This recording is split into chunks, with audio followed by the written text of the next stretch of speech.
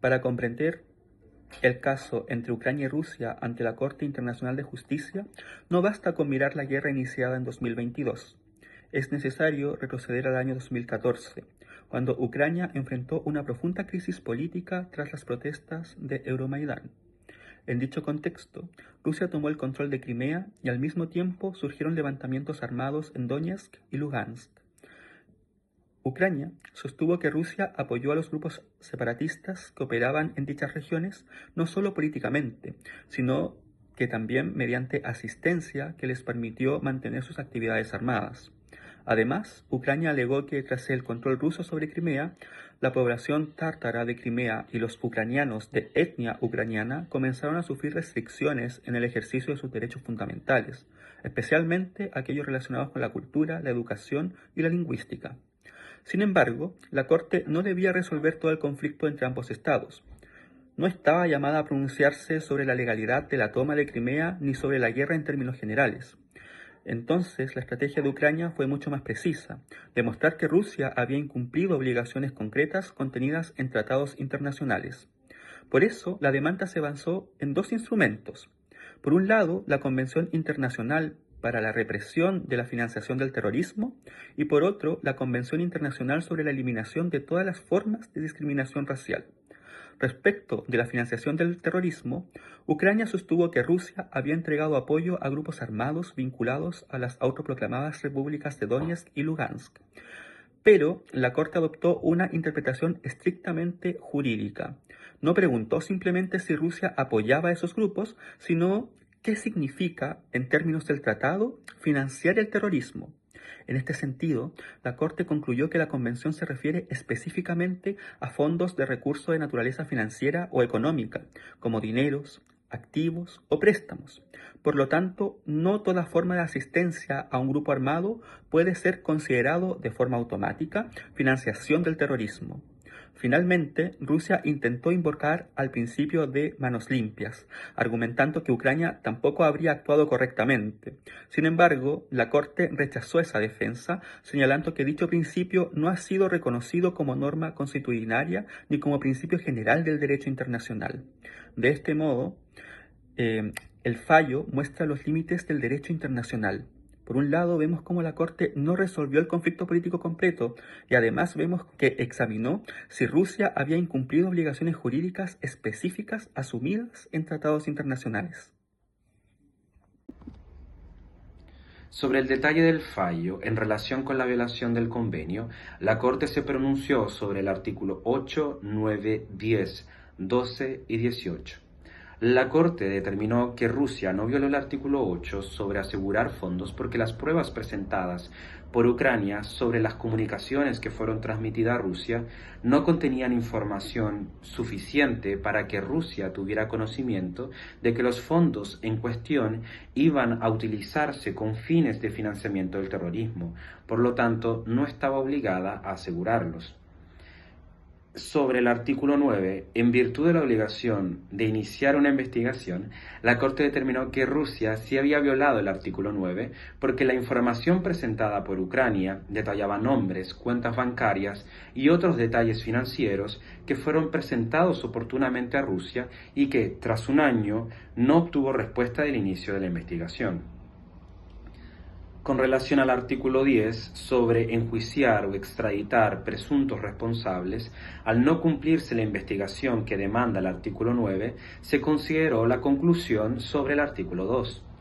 Como la Corte definió que la información facilitada por Ucrania a Rusia no daba lugar a sospechas fundadas de la existencia de financiamiento del terrorismo, se determinó que Rusia no había violado el artículo 10. El artículo 12 exige a los Estados parte de la Convención a prestar asistencia judicial mutua en investigaciones sobre financiamiento del terrorismo. De las 12 solicitudes analizadas, solamente 3 se relacionaban con el suministro de fondos, denunciando a miembros de la Duma rusa y al jefe del Estado Mayor. Ninguna de las informaciones contenidas acreditaba actos subyacentes ni demostraba que los financiadores conocieran el destino de los fondos. Ante esa falta de pruebas, la Corte concluyó que Rusia no estaba obligada a prestar dicha asistencia. Finalmente, y el punto más importante, es que el artículo 18, donde la Convención describe el fomento a la prevención de actos de financiamiento del terrorismo por cualquier persona del Estado, incluidos funcionarios, pero no se atribuye la responsabilidad al Estado soberano directamente. Ucrania acusaba a Rusia de tener una política estatal de financiamiento del terrorismo, pero eso quedaba fuera de la convención y no fue aceptada su petición. Adicionalmente, y en el marco específico del artículo 18, Ucrania tampoco pudo fundamentar con pruebas concretas que Rusia no previno dicho financiamiento, ni especificar qué medidas preventivas en particular no fueron implementadas. Si bien a menudo pensamos que el derecho internacional opera sobre la base de consideraciones políticas, este caso demuestra que los tribunales internacionales siguen exigiendo pruebas contundentes y estándares jurídicos estrictos, incluso ante las acusaciones más graves. Además, es importante señalar que la prevención corresponde a la responsabilidad por omisión y que dicha convención no fue escrita con la intención de responsabilizar a los estados de los actos que no cometen y que cometen los terceros en su territorio. La convención tiene el interés de regular la prevención de acuerdo con las obligaciones que la misma define. Por lo tanto, tampoco la Corte definió si existe o no una política de Estado rusa para financiar el terrorismo. Como Ucrania estipulaba que Rusia sí tenía en curso esa financiación, tendría que haber hecho uso de otros instrumentos del derecho internacional. La Corte Internacional de Justicia pronunció su fallo respecto a la aplicación de la Convención Internacional sobre la Eliminación de todas las formas de discriminación racial, en adelante CEDR. Como en el caso del CIRP, se plantean cuestiones preliminares importantes. Una de ellas es la naturaleza y alcance de las presuntas violaciones. En ella se establece que Ucrania no impugna sobre casos particulares, sino que lo hace por el supuesto patrón de conducta de Rusia respecto al trato de comunidades tártaras de Crimea y ucranianas. Otra cuestión es el recordatorio que hace la Corte de que los tártaros de Crimea y los ucranianos étnicos constituyen grupos étnicos protegidos de la CEDR. Asimismo, que la identidad o posición política de una persona o grupo no es factor pertinente para determinar su origen étnico. Ucrania llevó varios casos de discriminación racial en Crimea a la Corte de la Haya para apoyar su argumento de que Rusia estaba en violación de los artículos 2, 4, 5, 6 y 7 de la CEDR. Primero, violencia física contra los grupos étnicos en forma de arrestos, desapariciones, asesinatos y tortura, supuesta violación del artículo 6. Medidas de represión incluyen registros, detenciones y procesamientos, supuesta violación al artículo 4, la prohibición de Mejlis, las casas de legislatura de los tártaros de Crimea, supuesta violación del artículo 2 y 6 de la CDR, 4 relativas a ciudadanía, a las reuniones de importancia cultural, a las medidas de comunicación y al patrimonio cultural y a las instituciones culturales. Se alega de forma general discriminación. Y últimamente el deterioro de la calidad de educación en los idiomas ucraniano y los tártaros de Crimea, supuesta violación de los artículos 2, 5, 7 de la CEDR. La Corte en La Haya concluyó que Rusia violó el convenio, pero solo respecto del último punto mencionado por Frank, y únicamente en la cuestión de los ucranianos. La Corte observó una deterioración significativa en la calidad de la educación en escuelas en lengua ucraniana y no en escuelas de los tártaros de Crimea. La Corte también determinó que Rusia era culpable de las otras acusaciones de violaciones del convenio, aunque no negó que la violencia y represión hayan sucedido.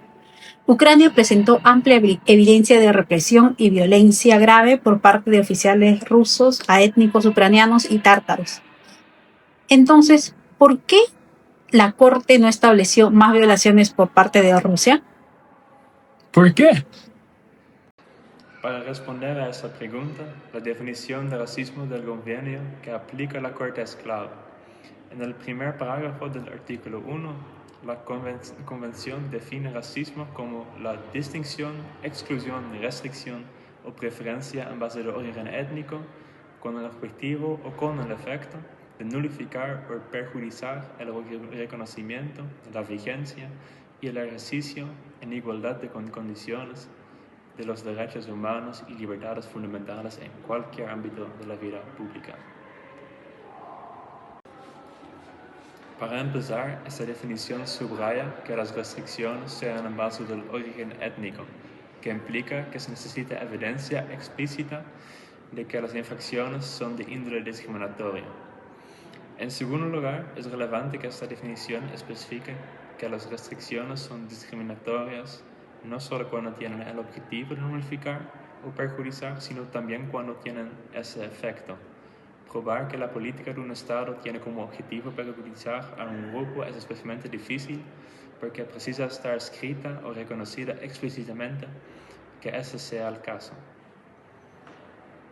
La definición de envase de origen étnico del artículo 1 del convenio, es decir, la necesidad de claridad respecto a que las violaciones alegadas tienen motivos de discriminación, causó el rechazo de la mayoría de las acusaciones hechas por Ucrania. La Corte concluyó que la violencia física, las medidas de represión y la prohibición de los mejlis no se realizaron por motivos de racismo y discriminación, sino por la oposición política de las víctimas al régimen de Moscú. La Corte también estableció que la supresión cultural de los ucranianos y tártaros fue consistente con las limitaciones que Rusia tiene en su política doméstica, de nuevo resultando que no se trataba de discriminación concreta contra los grupos étnicos de Crimea. En síntesis, ninguna de esas acusaciones tenía suficiente evidencia para poder concluir que tenían motivos discriminatorios. Con la segunda observación de efecto de discriminar del artículo 1 se establece cómo una política puede conllevar el efecto de perjudicar a un grupo étnico, que de igual forma termina violando la convención. Tal ampliación ayudó a Ucrania porque la Corte observó que en el primer año después del control de Rusia sobre Crimea, el número de estudiantes en escuelas ucranianas bajó con 80%. Y en el año siguiente de nuevo con más 50%. La asistencia desplomada de las escuelas ucranianas llevó a concluir a la Corte que la calidad de escuelas ucranianas se había deteriorado y por lo tanto que Rusia violó la CEDR, aunque no había evidencia que indicara que la política de Rusia tenía ese objetivo, sí tenía ese efecto.